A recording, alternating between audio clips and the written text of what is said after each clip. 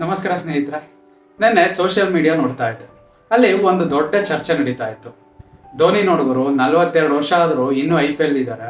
Virat Kohli fitness ನೋಡು, 37 ವರ್ಷದಲ್ಲೂ 20 ವರ್ಷದ ಹುಡುಗನ ಥರ ಓಡ್ತಾರೆ. ರೋಹಿತ್ ಶರ್ಮಾ ಈ ವಯಸ್ಸಿನಲ್ಲೂ ಎಂಥ ಕ್ಯಾಪ್ಟನ್ಸಿ ಮಾಡ್ತಾರೆ. ಕಮೆಂಟ್ ಸೆಕ್ಷನಲ್ಲಿ ಫ್ಯಾನ್ಸ್ ಕಿತ್ತಾಡ್ತಾ ಇದ್ದಾರೆ. ಅವ್ರ ವಯಸ್ಸಿಗೆ ಅಷ್ಟೊಂದು ಆಡೋದೇ ಗ್ರೇಟ್ ಅಂತ ಒಬ್ರು ಹೇಳಿದ್ರೆ, ಇನ್ನೊಬ್ರು ಅದಕ್ಕೆ ಸ್ಟೇಟಸ್ ಹಾಕಿ ಸಂಭ್ರಮಿಸ್ತಿದ್ದಾರೆ. ಹೌದು, ಅವ್ರ ದೇಶಕ್ಕಾಗಿ ಆಡಿದ್ದಾರೆ, ಸಾಧನೆ ಮಾಡಿದ್ದಾರೆ, ಗೌರವ ಕೊಡೋಣ. ಅವ್ರು 37 ಅಥವಾ 40ನೇ ವಯಸ್ಸಿನಲ್ಲೂ ಗ್ರೌಂಡ್ನಲ್ಲಿ ಓಡೋದನ್ನ ನೋಡಿ ನಾವೆಲ್ಲ ಆಶ್ಚರ್ಯ ಪಡ್ತೀವಿ, ಹೌದಾ? ಆದರೆ ನನ್ನೊಂದು ಸಣ್ಣ ಪ್ರಶ್ನೆ, 40 ವರ್ಷದ ಕ್ರಿಕೆಟರ್ ಆಟ ಆಡಿದ್ರೆ ಅದೊಂದು ಮಹಾನ್ ಸಾಧನೆ, ಅದ್ಭುತ, ವಿಸ್ಮಯ ಅಂತ ಕೊಂಡಾಡೋ ನಾವು ಒಮ್ಮೆ ಆದರೂ ನಮ್ಮ ಸ್ವಂತ ಮನೆ ಕಡೆ ಕಣ್ಣಾಯಿಸಿ ನೋಡಿದೀವ? ಸ್ನೇಹಿತರೆ, ಯಾರೋ ಒಬ್ಬ ಕ್ರಿಕೆಟರ್ ಕೋಟಿ ದುಡ್ಡನ್ನ ಬ್ಯಾಂಕ್ ಅಕೌಂಟ್ನಲ್ಲಿ ಇಟ್ಕೊಂಡು ವರ್ಲ್ಡ್ ಕ್ಲಾಸ್ ಜಿಮ್ನಲ್ಲಿ ವರ್ಕೌಟ್ ಮಾಡಿ ಬೆಸ್ಟ್ ಡಯಟ್ ಫುಡ್ ತಿಂದು 38ನೇ ವಯಸ್ಸಿನಲ್ಲಿ ಬ್ಯಾಟ್ ಹಿಡಿದು ಗ್ರೌಂಡಿಗೆ ಬಂದರೆ ನಮಗೆ ರೋಮಾಂಚನ ಆಗುತ್ತೆ. ಆದರೆ ಅದೇ ಸಮಯದಲ್ಲಿ ನಿಮ್ಮದೇ ಮನೆಯಲ್ಲೇ ಒಬ್ರಿದ್ದಾರೆ, ನಿಮ್ಮ ತಂದೆ. ಅವ್ರ ವಯಸ್ಸು 55 ದಾಟಿರ್ಬೋದು, 60 ಆಗಿರ್ಬೋದು. ಅವ್ರಿಗೆ ಯಾವುದೇ ಡಯಟ್ ಫುಡ್ ಇಲ್ಲ, AC ರೂಮ್ ಇಲ್ಲ, ಕೋಟ್ಯಾಂತರ ರೂಪಾಯಿ ಬ್ಯಾಂಕ್ ಬ್ಯಾಲೆನ್ಸ್ ಕೂಡ ಇಲ್ಲ. ಆದರೂ ಸುಡೋ ಬಿಸಿಲಿನಲ್ಲಿ ಮೈ ಚರ್ಮ ಸುಟ್ಟೋಗ್ತಿದ್ರು ಕೂಡ ಹೊಲದಲ್ಲಿ ನೇಗಿಲ್ ಹಿಡಿದು ನಿಲ್ತಾರಲ್ಲ, ಅವ್ರ ವಯಸ್ಸು ನಿಮಗೆ ಕಾಣಿಸೋದೇ ಇಲ್ವಾ? ಬೆಳಗ್ಗೆ 5 ಗಂಟೆಗೆ ಎದ್ದು ಮೈ ನಡುಗೋ ಚಳಿನಲ್ಲಿ ಫ್ಯಾಕ್ಟ್ರಿ ಸೈರನ್ಗೆ ಎದ್ದು ಓಡೋಗಿ ಇಡೀ ದಿನ ಮೆಷಿನ್ಗಳ ಮಧ್ಯೆ ನಿಂತು ಬೆವರು ಸೇರಿಸೋ ನಿಮ್ಮ ತಂದೆ ವಯಸ್ಸು ನಿಮಗೆ ನೆನಪೇ ಆಗಲ್ವಾ? ಯಾರೋ ಒಬ್ಬ ಆಟಗಾರ ಡಕ್ಔಟ್ ಆದ್ರೆ ಅಣ್ಣ ತಮ್ಮದಿರ್ತರ ಜಗಳ ಆಡೋ ಈ ಯುವ ಪೀಳಿಗೆಗೆ ಮನೆಯಲ್ಲಿ ತಂದೆ ದಿನವಿಡೀ ಕಷ್ಟಪಟ್ಟು ಬಂದು ಮಲಗುವಾಗ ಬೆನ್ನು ನೋವಿಂದ ಮುಳುಗೋ ಶಬ್ದ ಕೇಳಿಸೋದೇ ಇಲ್ಲ. ಇದು ಇವತ್ತಿನ ಕಹಿ ಸತ್ಯ. ಅವನ ಕೈಲಿ ಬ್ಯಾಟ್ ಇಲ್ಲ, ಅವನ ಮುಂದೆ ಸ್ಟೇಡಿಯಂ ಇಲ್ಲ, ಕ್ಯಾಮ್ರಾ ಇಲ್ಲ, ಕೋಟ್ಯಾಂತರ ಫ್ಯಾನ್ಸ್ ಇಲ್ಲ. ಆದ್ರೆ ಒಂದು ಕುಟುಂಬದ ಜೀವನ ಅವನ ಮೇಲೆ ನಿಂತಿದೆ. ನೀನ್ ಯಾವತ್ತಾದ್ರೂ ಗಮನಿಸಿದ್ಯಾ? ನಿನ್ನ ಅಪ್ಪ ತಿನ್ನೋದಕ್ಕಿಂತ ಮೊದಲು ಮಕ್ಕಳು ಊಟ ಮಾಡಿದ್ರ ಅಂತ ಕೇಳ್ತಾನೆ. ತಾನು ಏನ್ ತಗೊಳ್ತಾನೋ ಇಲ್ವೋ ಗೊತ್ತಿಲ್ಲ, ಆದ್ರೆ ನಿನಗೆ ಹೊಸ ಡ್ರೆಸ್ ಕೊಡಿಸ್ತಾನೆ. ತನ್ನ ಕನ್ಸುಗಳನ್ನ ಹೂತು ಹಾಕಿ ನಿನ್ನ ಕನ್ಸುಗಳಿಗೆ ಹಣ ಹಾಕ್ತಾನೆ.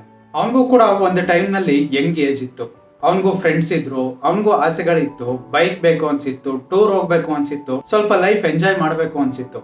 ಆದ್ರೆ ಒಂದು ದಿನ ಅವನ ಮಗ ಇಂದ ತಂದೆ ಆದ. ಅಲ್ಲಿಂದ ಅವನ ಜೀವನ ಸ್ಟೋರಿ ಬದಲಾಯಿತು. ನೀನ್ IPL ಮ್ಯಾಚ್ ನೋಡ್ತಾ ಚಪ್ಪಾಳೆ ಹೊಡೆಯೋ ಸಮಯದಲ್ಲಿ ಅವನು ಓವರ್ ಟೈಮ್ ಮಾಡ್ತಿದ್ದ. ನೀನ್ ಇನ್ಸ್ಟಾಗ್ರಾಮ್ ರೀಲ್ಸ್ ನೋಡ್ತಾ ನಗ್ತಿದ್ದಾಗ ಅವನು EMI ಬಗ್ಗೆ ಯೋಚಿಸ್ತಿದ್ದ. ನೀನ್ ನನ್ಗೆ ಐಫೋನ್ ಬೇಕು ಅಂದಾಗ ಅವನು ತನ್ನ ಹಳೆ ಫೋನ್ನ ಇನ್ನೂ 1 ವರ್ಷ ಯೂಸ್ ಮಾಡ್ತಿದ್ದ. ಯಾರಿಗೂ ಕಾಣದೇ ಇರೋ ಹೀರೋ ಯಾರು ಗೊತ್ತಾ? ತನ್ನ ಮನೆಯವ್ರಿಗೆ ಮಾತ್ರ ಬದುಕೋ ವ್ಯಕ್ತಿ. ಈ ದೇಶದಲ್ಲಿ ಕೋಟಿ ಜನ ತಮ್ಮ ಅಪ್ಪನ ಜೊತೆ ಫೋಟೋನೇ ಹಾಕೋದಿಲ್ಲ, ಆದ್ರೆ ಕ್ರಿಕೆಟರ್ಗಳ ಬರ್ಡೇಗೆ 20 ಸ್ಟೋರಿ ಹಾಕ್ತಾರೆ. ಒಮ್ಮೆ ಯೋಚನೆ ಮಾಡು, ನಿಮ್ಮ ಅಪ್ಪನ ಬರ್ಡೇ ಡೇಟ್ ನಿನಗೆ ನೆನಪಿದ್ಯಾ? ನಿನ್ ಫೇವ್ರೆಟ್ ಪ್ಲೇಯರ್ ಬ್ಯಾಟಿಂಗ್ ಅವರೇಜ್ ಗೊತ್ತಿರುತ್ತೆ, ಆದ್ರೆ ನಿಮ್ಮ ಅಪ್ಪನ ಬ್ಲಡ್ ಪ್ರೆಷರ್ ಎಷ್ಟು ಅನ್ನೋದು ಗೊತ್ತಿರಲ್ಲ. ನಿನ್ ಫೇವ್ರೆಟ್ ಹೀರೋ ಫಿಟ್ನೆಸ್ ರೂಟೀನ್ ಗೊತ್ತಿರುತ್ತೆ, ಆದ್ರೆ ನಿಮ್ಮ ಅಪ್ಪನ ಬೆನ್ನೋವು ಎಷ್ಟು ಸೀರಿಯಸ್ ಅನ್ನೋದು ಗೊತ್ತಿರಲ್ಲ. ಕೆಲವೊಮ್ಮೆ ರಾತ್ರಿ ಅವ್ನು ಮಲಗೋದೇ ಇಲ್ಲ, ಕಾರಣ ಮಗನ ಫ್ಯೂಚರ್ ಹೇಗಿರುತ್ತೋ ಅನ್ನೋ ಟೆನ್ಷನ್. ಆದ್ರೆ ನೀನೇನ್ ಮಾಡ್ತೀಯಾ? ರೂಮ್ ಡೋರ್ ಲಾಕ್ ಮಾಡ್ಕೊಂಡು ನನ್ನ ಯಾರೂ ಅರ್ಥ ಮಾಡ್ಕೊಳ್ತಿಲ್ಲ ಅಂತ ಸ್ಯಾಡ್ ರೀಲ್ಸ್ ನೋಡ್ತಾ ಮಲಗಿರ್ತೀಯ. ನಿನ್ನನ್ನು ಅರ್ಥ ಮಾಡ್ಕೊಳಕ್ಕೆ ಒಬ್ಬ ವ್ಯಕ್ತಿ ಜೀವನನೇ ಕೊಟ್ಟಿದ್ದಾನೆ. ನೀನು ಒಮ್ಮೆ ಸೋತ್ರೆ ಕುಗ್ಬಿಡ್ತೀಯ, ಆದ್ರೆ ಅವನ ಜೀವನದಲ್ಲಿ 100 ಬಾರಿ ಸೋತಿದ್ರು ಕೂಡ ಮನೆಗೆ ಬಂದು ನಗ್ತಾನೆ. ಯಾಕೆ ಗೊತ್ತಾ? ಮಕ್ಕಳು ಹೆದರಬಾರ್ದು ಅಂತ. ಒಬ್ಬ ತಂದೆ ಅಳೋದು ತುಂಬಾನೇ ರೇರ್, ಯಾಕಂದ್ರೆ ಅವನಿಗೆ ಗೊತ್ತು ಅವನು ಕುಸಿದ್ರೆ ಇಡೀ ಕುಟುಂಬನೇ ಕುಸಿದೋಗುತ್ತೆ ಅಂತ. ನನಗೆ ಹೇಳಿ, ನಿಜವಾದ ಸೂಪರ್ ಹೀರೋ ಯಾರು? ಕೋಟಿ ರೂಪಾಯಿ ತಗೊಂಡು ಬ್ರ್ಯಾಂಡ್ ಪ್ರಮೋಷನ್ ಮಾಡ್ತಾ ಸ್ಟೇಡಿಯಂನಲ್ಲಿ ಡೈವ್ ಹೊಡೆಯೋಣ, ಅಥವಾ ಮಗನ್ ಕಾಲೇಜ್ ಫೀಸ್ ಕಟ್ಟಬೇಕು ಅಂತ, ಮಗಳು ಮದುವೆ ಮಾಡಬೇಕು ಅಂತ ಮೈಯ ಜ್ವರ ಇದ್ರು ಕೂಡ ಮಾತ್ರ ನುಂಗಿ ಫ್ಯಾಕ್ಟ್ರಿಗೆ ನಡ್ಕೊಂಡು ಹೋಗೋ ನಿಮ್ಮ ತಂದೆ. ನಿಮ್ಮ ಫೇವ್ರೆಟ್ ಪ್ಲೇಯರ್ ಸೆಂಚುರಿ ಹೊಡೆದ್ರೆ ನೀವು ಇಡೀ ಊರಿಗೆ ಸ್ವೀಟ್ ಹಂಚ್ತೀರಾ, ಆದ್ರೆ ನಿಮ್ಮ ತಂದೆ ತನ್ನ ಎಲ್ಲಾ ಆಸೆಗಳನ್ನ ಬಲಿ ಕೊಟ್ಟು ನಿಮ್ಗೊಂದು ಹೊಸ ಬಟ್ಟೆ ಕೊಡಿಸಿದಾಗ, ನಿಮ್ಗೊಂದು ಬೈಕ್ ಕೊಡಿಸಿದಾಗ ನೀವು ಅವ್ರಿಗೊಂದು ಥ್ಯಾಂಕ್ ಯು ಕೂಡ ಹೇಳಲ್ಲ. ಯಾಕೆ? ಧೋನಿ ಹೆಲಿಕಾಪ್ಟರ್ ಶಾಟ್ ಹೊಡೆದ್ರೆ ವಾಟ್ಸಪ್ ಸ್ಟೇಟಸ್ ಸಿಗುತ್ತೆ, ಕೊಹ್ಲಿ ಸೆಂಚುರಿ ಹೊಡೆದ್ರೆ ಇನ್ಸ್ಟಾಗ್ರಾಮ್ ರೀಲ್ಸ್ ರೆಡಿ ಆಗುತ್ತೆ. ಆದ್ರೆ ನಿಮ್ ತಂದೆ ಸಾಲದ ಸುಳಿಯಲ್ಲಿದ್ರು ಕೂಡ ಮುಖದಲ್ಲಿ ನಗು ಇಟ್ಕೊಂಡು ನಿಮ್ಮನ್ನ ಓದಿಸಿ ಈ ಮಟ್ಟಕ್ಕೆ ತಂದಿದಾರಲ್ಲ, ಅದಕ್ಕೆ ನಿಮ್ ಪ್ರೊಫೈಲ್ ನಲ್ಲಿ ಜಾಗನೇ ಇರಲ್ಲ. ನಿಮ್ ಫೇವ್ರೆಟ್ ಪ್ಲೇಯರ್ಸ್ ಕ್ರಿಕೆಟ್ ಆಡ್ತಿರೋದು 60 ಅಥವಾ 70 ವಯಸ್ಸಿನಲ್ಲ, ಅವ್ರು ಆಡ್ತಿರೋದು 38 ಪ್ರಾಯದಲ್ಲಿ. ಆದ್ರೆ ನಮ್ ದೇಶದ ರೈತರು, ಕಾರ್ಮಿಕರು 65 ವರ್ಷ ಆದ್ರೂ ಹೊಲದಲ್ಲಿ, ಫ್ಯಾಕ್ಟ್ರಿನಲ್ಲಿ ಕೆಲಸ ಮಾಡ್ತಾರೆ. ಅವ್ರಿಗೆ ರಿಟೈರ್ಮೆಂಟ್ ಅನ್ನೋದು ಸಾವಿನ ದಿನ ಮಾತ್ರ ಸಿಗೋದು. ಅವ್ರ ಬಗ್ಗೆ ನಾವ್ ಯಾಕೆ ಹೆಮ್ಮೆ ಪಡೋದಿಲ್ಲ?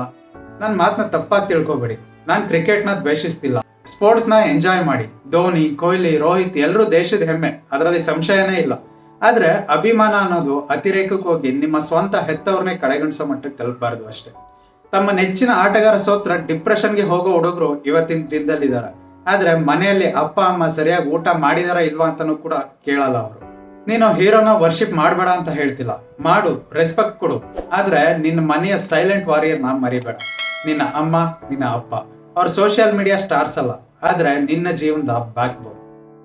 ನೆನ್ಪಿಟ್ಕೊಳ್ಳಿ ಸ್ನೇಹಿತರೆ, ನೀವು ಸ್ಟೇಡಿಯಂನಲ್ಲಿ ಕೂಗೋ ಧೋನಿ ಧೋನಿ ಅಥವಾ ಕೊಹ್ಲಿ ಕೊಹ್ಲಿ ಅನ್ನೋ ಘೋಷಣೆಗಳು ಅವ್ರ ಬ್ಯಾಂಕ್ ಬ್ಯಾಲೆನ್ಸ್ ನ ಹೆಚ್ಚಿಸ್ತವೆ. ಆದ್ರೆ ನೀವು ಮನೆಗೆ ಹೋಗಿ ನಿಮ್ ತಂದೆ ಹೆಗಲ ಮೇಲೆ ಕೈ ಹಾಕಿ, ಅಪ್ಪ ನೀನ್ ತುಂಬಾ ಕಷ್ಟಪಟ್ಟಿದ್ಯಾ, ಇನ್ಮೇಲೆ ನಾನ್ ನೋಡ್ಕೊಳ್ತೀನಿ ಅಂತ ಹೇಳೋ ಒಂದು ಮಾತಿದ್ಯಲ್ಲ, ಅದು ಅವ್ರ ಆಯಸ್ಸನ್ನ ಇನ್ನೂ 10 ವರ್ಷ ಹೆಚ್ಚಿಸುತ್ತೆ. ಅಭಿಮಾನ ಇರ್ಲಿ, ಆದ್ರೆ ಅದು ಅಂಧಾಭಿಮಾನ ಆಗ್ಬಾರ್ದು. ಸೆಲೆಬ್ರಿಟಿಗಳನ್ನ ದೇವ್ರು ಅಂತ ಪೂಜಿಸೋ ಮುನ್ನ ನಿಮ್ ಮನೆಯಲ್ಲಿ ಹಗಲಿರುಳು ಕಷ್ಟ ಪಡೋ, ಜ್ವರ ಬಂದ್ರು ಕೆಲಸ ಬಿಡದೆ ಮಾಡುವಂತ ಆ ಜೀವಂತ ದೇವರುಗಳನ್ನ ಒಮ್ಮೆ ಪ್ರೀತಿಯಿಂದ ನೋಡಿ. ಇನ್ ಮುಂದೆ ಯಾರೋ ಒಬ್ಬ 38 ವರ್ಷದ ಆಟಗಾರನಿಗೆ ವಯಸ್ಸಾಯ್ತು ಅಂತ ಕರುಣೆ ತೋರಿಸೋ ಮುನ್ನ ನಿಮ್ಮ 60 ವರ್ಷದ ತಂದೆ ಕೈಗಳನ್ನ ನೋಡಿ. ಆ ಕೈಗಳಲ್ಲಿರೋ ಕಡಿತಗಳು, ಆ ಮುಖದಲ್ಲಿರುವ ಸುಕ್ಕುಗಳು ನಿಮ್ಗಾಗಿ ಅವ್ರು ಮಾಡಿದ ತ್ಯಾಗದ ಗುರುತುಗಳು. ನಿಮ್ ತಂದೆ ತಾಯಿನೇ ನಿಮ್ಮ ಅತಿ ದೊಡ್ಡ ರೋಲ್ ಮಾಡೆಲ್ ಆಗಲಿ. ಅವ್ರ ಬೆವರಿನ ಹನಿಗಳಿಗೆ ನೀವು ಕೊಡೋ ಯಶಸ್ಸೇ ನಿಜವಾದ ಸೆಂಚುರಿ. ನೀನೀಗ ಕಷ್ಟ ಪಡ್ತಿದ್ಯಾ, ಕರಿಯರ್ ಬಿಲ್ಡ್ ಮಾಡ್ಬೇಕು ಅಂತ ಓಡ್ತಿದ್ಯಾ, ಹಣ ಬೇಕು, ಸಕ್ಸಸ್ ಬೇಕು, ಫೇಮ್ ಬೇಕು, ಚೆನ್ನಾಗಿದೆ. ಆದ್ರೆ ಒಂದ್ ವಿಷಯ ನೆನ್ಪಿಟ್ಕೋ, ನಿನ್ನ ಪೇರೆಂಟ್ಸ್ ನಿನ್ನ ಲೈಫ್ ಲಾಂಗ್ ಜೊತೆಗಿರಲ್ಲ. ಒಂದು ದಿನ ನೀನ್ ಬ್ಯುಸಿ ಇದ್ದಾಗ ಅವ್ರ ಕಾಲ್ ಮಿಸ್ ಆಗುತ್ತೆ, ಮತ್ತೊಂದ್ ದಿನ ಆ ನಂಬರ್ ಇರುತ್ತೆ, ಆದ್ರೆ ಆ ನಂಬರ್ ಇಂದ ಕಾಲ್ ಬರಲ್ಲ. ಆ ದಿನ ನೀನ್ ಎಷ್ಟೇ ಸಕ್ಸಸ್ಫುಲ್ ಇದ್ರೂ ಕೂಡ ಒಳಗೆ ಏನೋ ಒಂದು ಖಾಲಿತನ ಇರುತ್ತೆ. ಅದಕ್ಕೆ ಈಗ್ಲೇ ಅಪ್ರಿಶಿಯೇಟ್ ಮಾಡು, ಈಗ್ಲೇ ಮಾತಾಡು, ಈಗ್ಲೇ ರೆಸ್ಪೆಕ್ಟ್ ಕೊಡು. ನಿನ್ನ ಅಪ್ಪ ಹೀರೋ ಅಲ್ಲ ಅನ್ನೋ ಸೊಸೈಟಿ ನಿನ್ ಮನೆಗೆ ರೆಂಟ್ ಕಟ್ಟೋದಿಲ್ಲ. ನಿನ್ನ ಫೇವ್ರೆಟ್ ಪ್ಲೇಯರ್ ಸೆಂಚುರಿ ಹೊಡೆದ್ರೆ ನೀನ್ ಖುಷಿ ಆಗ್ತೀಯ, ಆದ್ರೆ ನಿನ್ನ ಅಪ್ಪ ಸೇಫ್ ಆಗಿ ಮನೆಗೆ ಬಂದ ದಿನ ಅದು ನಿಜವಾದ ವಿಕ್ಟ್ರಿ. ಈ ಜಗತ್ತಲ್ಲಿ ಟಫೆಸ್ಟ್ ಗೇಮ್ ಯಾವುದು ಗೊತ್ತಾ? ಕ್ರಿಕೆಟ್ ಅಲ್ಲ, ರೆಸ್ಪಾನ್ಸಿಬಿಲಿಟಿ. ಅದನ್ನ ಪ್ರತಿದಿನ ಆಡ್ತಿರೋ ಮಿಲಿಯನ್ಸ್ ಆಫ್ ಫಾದರ್ಸ್ಗೆ ಯಾವ ಟ್ರೋಫಿ ಕೂಡ ಸಿಗೋದಿಲ್ಲ, ಆದ್ರೆ ಅವರ ಸ್ಯಾಕ್ರಿಫೈಸ್ ಮೇಲೆ ನಮ್ಮ ಫ್ಯೂಚರ್ ಕಟ್ಟಲ್ಪಡುತ್ತೆ. ಇವತ್ತು ಈ ವಿಡಿಯೋ ನೋಡ್ತಾ ಇದೀಯಾ ಅಂದ್ರೆ ಒಂದ್ ಕೆಲಸ ಮಾಡು, ಫೋನ್ನ ಸೈಡಿಗಿಡು, ಹೊರಗೋಗು, ನಿಮ್ಮ ಅಪ್ಪ ಇದ್ರೆ ಅವ್ರ ಜೊತೆ ಕೂತು ಮಾತಾಡು. ಯಾವ ದೊಡ್ಡ ಡೈಲಾಗ್ ಬೇಕಾಗಿಲ್ಲ, ಹೇಗಿದ್ದೀರಾ ಅಂತ ಕೇಳು, ಅಷ್ಟೇ ಸಾಕು. ಬಹುಶಃ ಅವ್ರಿಗೆ ಅದೇ ವರ್ಲ್ಡ್ ಕಪ್ ಗೆದ್ದಷ್ಟು ಸಂತೋಷ ಕೊಡ್ಬೋದು. ರೀಲ್ಸ್ ಪ್ರಪಂಚದಿಂದ ಹೊರಗೆ ಬನ್ನಿ, ರಿಯಾಲಿಟಿಗೆ ಮುಖಾಮುಖಿಯಾಗಿ. ಯಾರೋ ಸೆಲೆಬ್ರಿಟಿಗಾಗಿ ಸಮಯ ಹಾಳು ಮಾಡೋದನ್ನ ಬಿಟ್ಟು ನಿಮ್ಮ ಹೆತ್ತವ್ರ ಮುಖದಲ್ಲಿ ನಗು ತರೋದಕ್ಕೆ ಕಷ್ಟಪಟ್ಟು ಕೆಲಸ ಮಾಡಿ, ಓದಿ, ಸಾಧನೆ ಮಾಡಿ ತೋರಿಸಿ. ಆಗ ನೋಡಿ ನಿಮ್ಮ ತಂದೆಯ ಎದೆ ಹೆಮ್ಮೆಯಿಂದ 56 ಇಂಚ್ ಆಗುತ್ತೆ.